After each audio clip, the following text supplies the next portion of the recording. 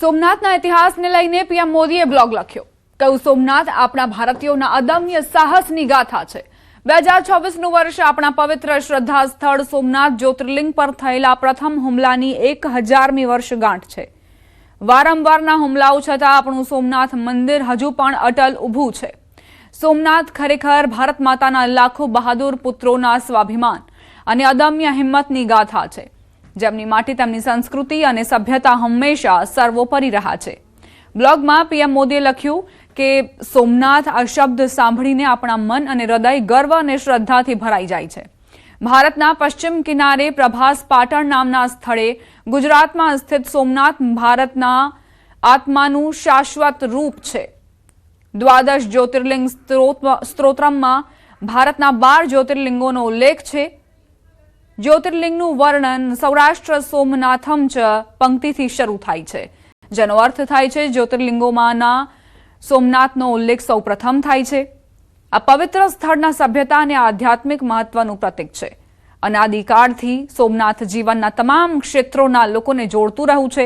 સદીઓ પહેલા કલિકાલ યુગના સર્વજ્ઞ ઋષિ પૂજ્ય જૈન સાધુ હેમચંદ્રાચાર્ય અહીં આવ્યા હતા અને તેમની પ્રાર્થના પછી કહ્યું હોવાનું કહેવાય છે. આજે પણ દાદા સોમનાથના દર્શનથી એક સમાન લાગણી થાય છે.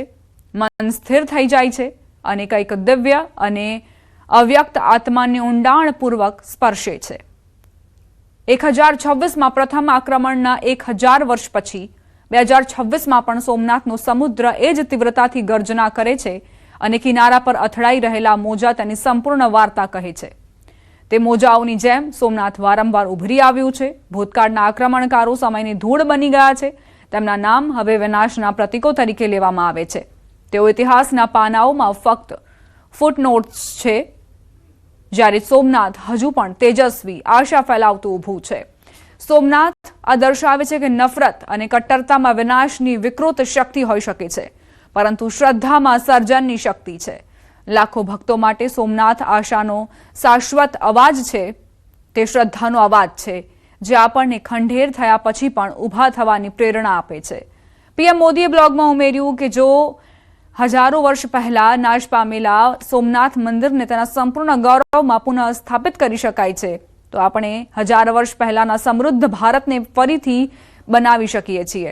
ચાલો આ પ્રેરણા સાથે આગળ વધીએ, એક નવા સંકલ્પ સાથે, એક વિકસિત ભારત બનાવવા માટે.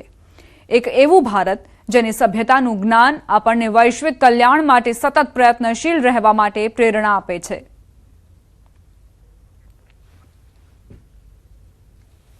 माननीय प्रधानमंत्री जी ने भी आज जो इसके अपना विचार व्यक्त किया है उसमें इस श्लोक का उद्धरण दिया है कि अर्थात सोमनाथ एक ऐसा लिंग है जिसे देखने मात्र से पापों का नाश होता है, पुण्यों की प्राप्ति होती है, मनोवांछित फल प्राप्त होते हैं और स्वर्ग का मार्ग प्रशस्त होता है. यह सिर्फ एक आस्था का विषय नहीं है. इसका महत्व भारत के लिए क्या था. પીએમ મોદી 11 જાન્યુઆરીએ સોમનાથની મુલાકાતે આવશે. 8 થી 11 જાન્યુઆરી સુધી કાર્યક્રમ યોજવામાં આવશે. સોમનાથમાં આધ્યાત્મિક અને સામાજિક કાર્યક્રમનું પણ આયોજન કરવામાં આવ્યું છે. ફરી એક વખત પ્રધાનમંત્રી મોદી માદરે વતન આવશે અને આ વખતની મુલાકાત તેમની એટલે પણ ખાસ કારણ કે 11 જાન્યુઆરીએ તેઓ સોમનાથની મુલાકાત લેશે. સોમનાથને લઈને તેમણે જે બ્લોગ લખ્યો છે તેમાં પોતાની લાગણીઓ, પોતાની ભાવનાઓ અને ભારતીય સંસ્કૃતિ, ભારતની સહનશીલતા વિશે ઉલ્લેખ કર્યો છે. કઈ રીતે 1000 વર્ષ પહેલા સોમનાથ મંદિરને તહેસ નહેસ કરી નાખવામાં આવ્યું હતું, આક્રમણકારીઓએ કઈ રીતે તેને લૂંટ્યું હતું, તેમ છતાં પણ આજે આ સોમનાથ મંદિર અડીખમ છે અને એવી જ રીતે ભારતે પણ પ્રેરણા લઈને આગળ વધવું જોઈએ. સુરતમાં ઝડપાયેલા નકલી ઘી મામલે મોટો ખુલાસો. ₹150માં તૈયાર થઈ જતું નકલી ઘી. ₹350માં વેચતા હતા નકલી ઘી. 6 મહિનાથી વેચાણ કરતા હતા. 2 લાખથી વધુનો મુદ્દામાલ જપ્ત કર્યો. સુરતમાં નકલી ચીજવસ્તુઓની ભરમાર. તબેલાની આડમાં નકલી ઘી બનાવવાનું કારખાનું ઝડપાયું. લસકાણા વિસ્તારમાંથી નકલી ઘી ઝડપાયું. શુદ્ધ ઘીના નામે નકલી ઘીનું વેચાણ કરતા હતા. પોલીસે બાતમીના આધારે કૌભાંડ ઝડપી પાડ્યું. સોયાબીન ઓઇલ અને વેજીટેબલ ઓઇલમાં ઘી બનાવવાનું એસેન્સ ભેળવીને નકલી ઘી બનાવવામાં આવતું હતું.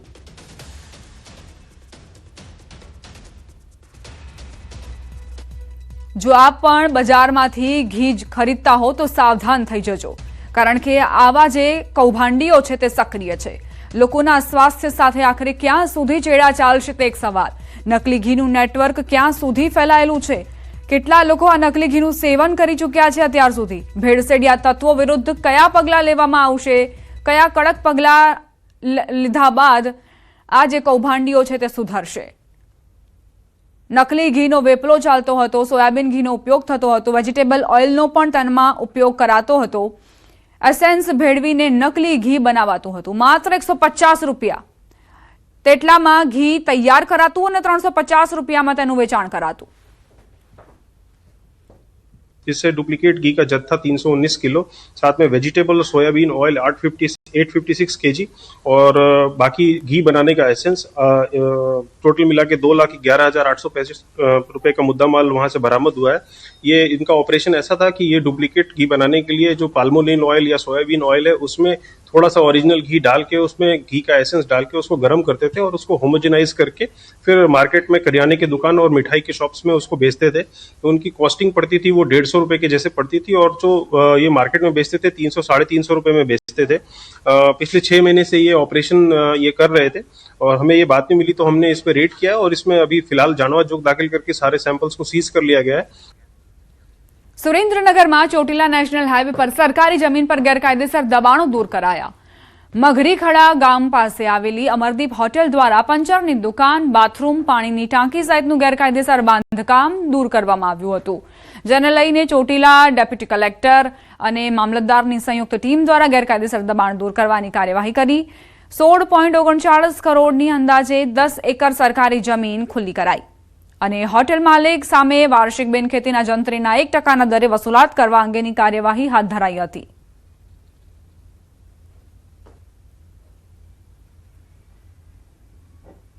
મોટા પ્રમાણની અંદર આ અમરદીપ હોટલ દ્વારા બાંધકામ કરવામાં આવેલું હતું અને સાથે સાથે એક પંચરની દુકાન, ટોયલેટ, બાથરૂમ બ્લોક, પાણીનો ટાંકો અને અન્ય ઓરડી એમ કરીને 5 એકર જમીનની અંદર આ પાકું બાંધકામ કરી અને દબાણ કરતા સત્રજીતભાઈ રાવતુભાઈ ખાચર દ્વારા આ જમીનનો ઉપયોગ છેલ્લા 10 વર્ષથી હોટલનું બાંધકામ કરીને કરવામાં આવતો હતો અને જેની કિંમત થાય છે 16,37,61,000 રૂપિયા.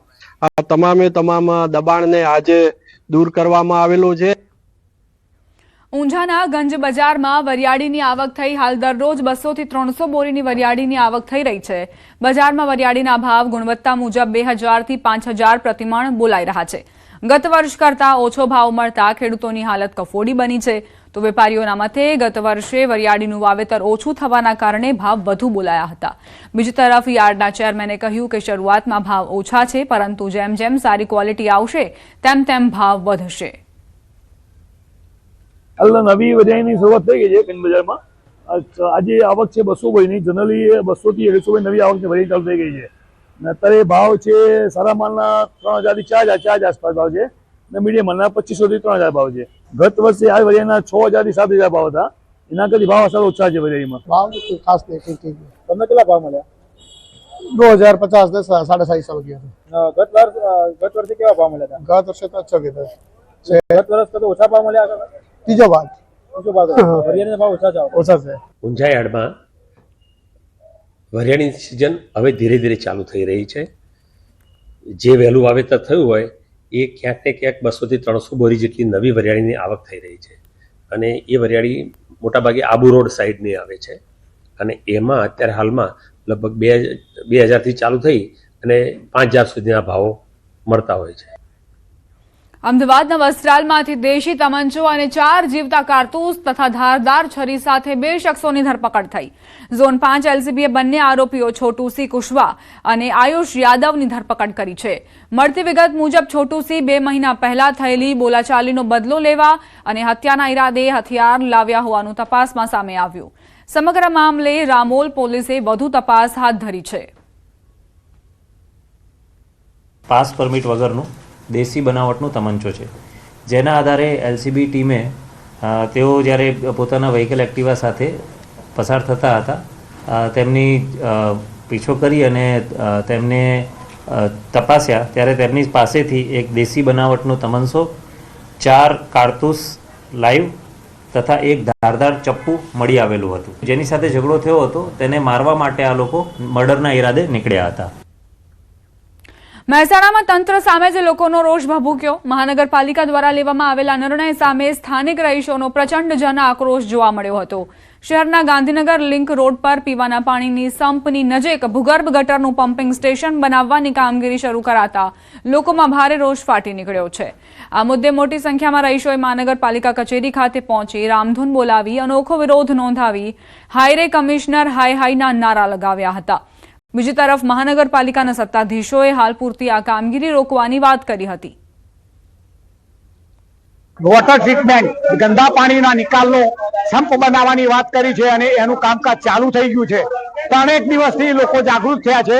જાગૃત થવા છતાં એમને આ માહિતી મળવા છતાં નગરપાલિકાએ એ કામ ઝડપથી પૂરું કરવા માટેના પ્રયત્નો ચાલુ કરેલા છે. એટલે એનો વિરોધ કરી આજે લોકો ભેગા થયા છે. પીવાના પાણીની બાજુમાં સંપ હોવાના જો આખા ભારતમાં કોઈ જગ્યાએ પીવાના પાણીની અંદર આવો સંપ બાજુમાં નથી. ભવિષ્યમાં એવું બને તો આ સંપ લીકેજ થાય અને ઓલ ટોકીની અને નીચેના સંપની અંદર પાણી ખરાબ પાણી ઘૂસે તો માણસોના સ્વાસ્થ્યની હાનિકારક થાય અને ઇન્દોર જેવો કિસ્સો બને 100-200 માણસ મરી જાય.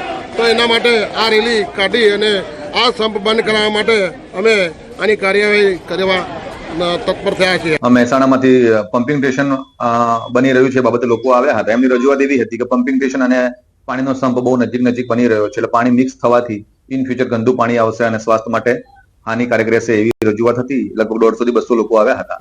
અમે એમને હાલ પૂરતું એવું કમિટમેન્ટ આપ્યું છે કે હાલ પૂરતું કામ બંધ કરાવીએ છીએ અને આપણે જોઈ લઈએ છીએ એનો ઓપ્શન શું અને આ બાબતે કોઈ તકલીફ ના પડે, કોઈ બેદરકારી ના રહી જાય એ બાબતે સ્થળ વિઝિટ કરીને જોઈ લઈએ છીએ. પણ હાલ ટેમ્પરરી આ કામ આપણે બંધ કરીએ છીએ.